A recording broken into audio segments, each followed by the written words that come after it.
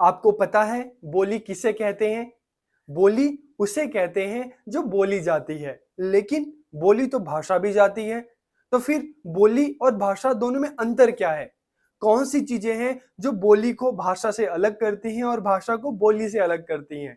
तो आज के इस वीडियो में हम यही जानने वाले हैं कि भाषा किसे कहते हैं, बोली किसे कहते हैं और दोनों के बीच में क्या अंतर है। तो वीडियो को आखिरी तक देखिए और लास्ट में कमेंट करके जरूर बताइए कि आपको भाषा और बोली के बीच का अंतर पता चला कि नहीं। तो हम वीडियो को स्टार्ट करते हैं। और आज जो हम पढ़ने वाले हैं, जैसे मैंने आपको बताया कि बोली और भाषा में क्या अंतर है।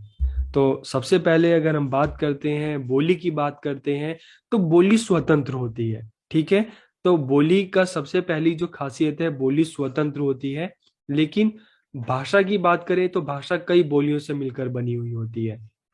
जैसे अगर उदाहरण के लिए अगर हम हिंदी भाषा को देखते हैं, तो हिंदी भाषा उत्तर भारत के 9 राज्यों में बोली जाती है। 9 राज्यों की राजभाषा है हिंदी। लेकिन इन राज्यों में अगर हम देखते हैं तो कई सारी बोलियां बोली जाती हैं इस क्षेत्रीय स्तर पर। ठीक है। तो उसमें हरियाणा की बात करते हैं तो हरियाणवी भी बोली जाती है। अगर हम राजस्थान की बात करते हैं तो मेवाती, मारवाड़ी, जयपुरी, ये भाषाएं भी बोली जाती हैं। बिहार की बात करते हैं तो मैथिली बोली जाती है, मगही बोली जाती है। अगर हम उत्तर प्रदेश की बात करते हैं तो ब्रज भाषा बोली जाती है, अवधी बोली जाती है, बुंदेली बोली जाती है। छत्तीसगढ़ में छत्तीसगढ़ी है। और मध्य प्रदेश की बात करते हैं तो बघेली बोली जाती है। तो इस तरह से हम देखते हैं कि हिंदी भाषा है, इसमें कई सारी बोलियां हैं। तो हिंदी भाषा कई बोलियों से मिलकर बनी है।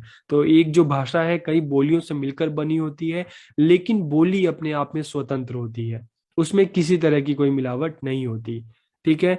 तो बोली क्या है, स्वतंत्र होती है। इसमें किसी तरह के कोई नियम नहीं होता, कोई बंधन नहीं होता, यह स्वतंत्र रूप से बोली जाती है। लेकिन जो भाषा है वो कई बोलियों से मिलकर बनी हुई होती है, जिससे मैंने आपको हिंदी भाषा का उदाहरण दिया। ठीक है। अब इनके बीच में हम दूसरा अंतर देखते हैं कि बोली का जो क्षेत्र है सीमित होता है। बोली एक स्थानीय स्तर पर बोली जाती है, एक सीमित क्षेत्र में बोली जाती है। ठीक है। जैसे अगर हम बात करते हैं, ब्रज की बात करते हैं, तो वो ब्रज क्षेत्र है, वहां पे बोली जाती है। अवधि है, लखनऊ क्षेत्र में बोली जाती है आसपास। अगर हम बात करते हैं, मैथिली है, तो वो बिहार के पूर्वी बिहार में बोली जाती है। ठीक है। तो बोली का एक निश्चित क्षेत्र होता है, एक सीमित क्षेत्र होता है। लेकिन भाषा की बात करते हैं तो भाषा का क्षेत्र व्यापक होता है। अगर उदाहरण के लिए भाषा, हिंदी भाषा की बात करते हैं तो यह एक राज्य में भी बोली जाती है, पूरे देश में भी बोली जाती है, और अंतर्राष्ट्रीय स्तर पर भी बोली जाती है। तो बोली का क्षेत्र सीमित होता है, स्थानीय स्तर पर बोली जाती है, लेकिन भाषा का क्षेत्र व्यापक होता है। ठीक है। तो ये दूसरा अंतर भी आपको समझ में आ गया होगा। अब हम तीसरे अंतर की बात करते हैं।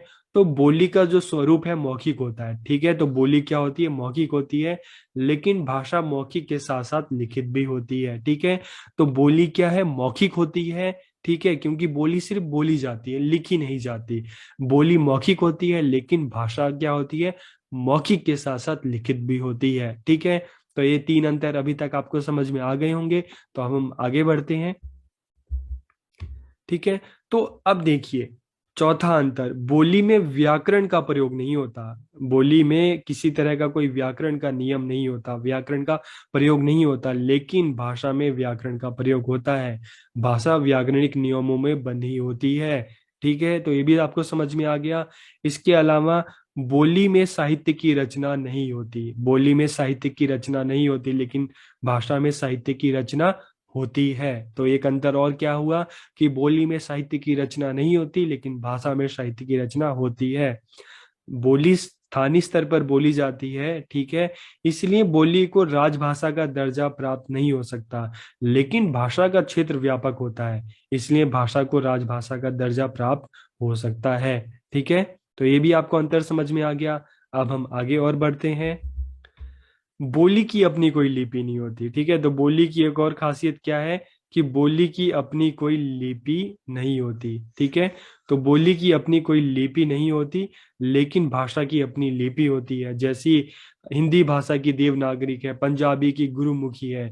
ठीक है। तो इस तरह से हम देखते हैं कि भाषा की अपनी लिपि होती है, लेकिन बोली की अपनी कोई लिपि नहीं होती। ठीक है, अब हम बात करते हैं, बोली को सिर्फ बोला जाता है, लिखा नहीं जाता। तो एक और अंतर क्या हो गया, बोली को सिर्फ बोला जाता है, लिखा नहीं जाता, लेकिन भाषा को बोला भी जाता है और भाषा को लिखा भी जाता है। ठीक है, तो बोली को सिर्फ बोला जाता है, लेकिन भाषा को बोला भी जाता है और लिखा भी जाता है। इसके अलावा हम देखते हैं, बोली को जब हम बोलते हैं ना, तो उसमें शुद्धता और अशुद्धता का ध्यान नहीं रखते। आप कभी गांव में जाके बोलिए, वहां पे देहाती, जो हम अपने देहात की बात करते हैं, गांव की बात करते हैं, तो वहां पे हम बिल्कुल अपने भावों के हिसाब से हम अपनी बोली को बोलते हैं। ठीक है, आप जैसे हरियाणा साइड में जाएंगे तो पानी को पानी बोलते हैं, बिहार साइड में जाएंगे तो कपड़ा को, जो कपड़ा है तो उसको कपड़ा बोलते हैं। तो बोली में शुद्धता अशुद्धता का ध्यान नहीं रखा जाता, लेकिन भाषा में शुद्धता और अशुद्धता का ध्यान रखा जाता है। ठीक है, तो एक और अंतर क्या हुआ कि बोली में शुद्धता और अशुद्धता का ध्यान नहीं रखा जाता, लेकिन भाषा में शुद्धता और अशुद्धता का ध्यान रखा जाता है। तो ये भी अंतर आपको समझ में आ गया। हम अब आगे बढ़ते हैं। तो बोली का प्रयोग केवल बोलने में होता है। ठीक है, तो ये भी चीज ध्यान रखनी है कि बोली का प्रयोग केवल बोलने में होता है, लेकिन भाषा का प्रयोग कहाँ कहाँ होता है, शिक्षा के क्षेत्र में होता है, सामाजिक व्यवहार में होता है। ठीक है, साहित्य में होता है, राजनीति में होता है, व्यापार में होता है। तो बोली का प्रयोग की दृष्टि से भी देखिए, बोली का प्रयोग केवल बोलने में होता है, लेकिन भाषा का प्रयोग बोलने के साथ साथ शिक्षा के क्षेत्र में होता है, सामाजिक व्यवहार के क्षेत्र में होता है, साहित्य के क्षेत्र में होता है, राजनीति में होता है, व्यापार में होता है। तो भाषा का दायरा बहुत बड़ा होता है। ठीक है, तो आपको भाषा और बोली के बीच में जो अंतर है वो आपको समझ में आ गया होगा कि भाषा और बोली के बीच में क्या क्या अंतर है। तो आपको अगर ये वीडियो अच्छी लगे तो कमेंट करके जरूर बताइए, और अपने दोस्तों के साथ इसको शेयर कीजिए, सब्सक्राइब कीजिए। आप सभी का बहुत बहुत धन्यवाद।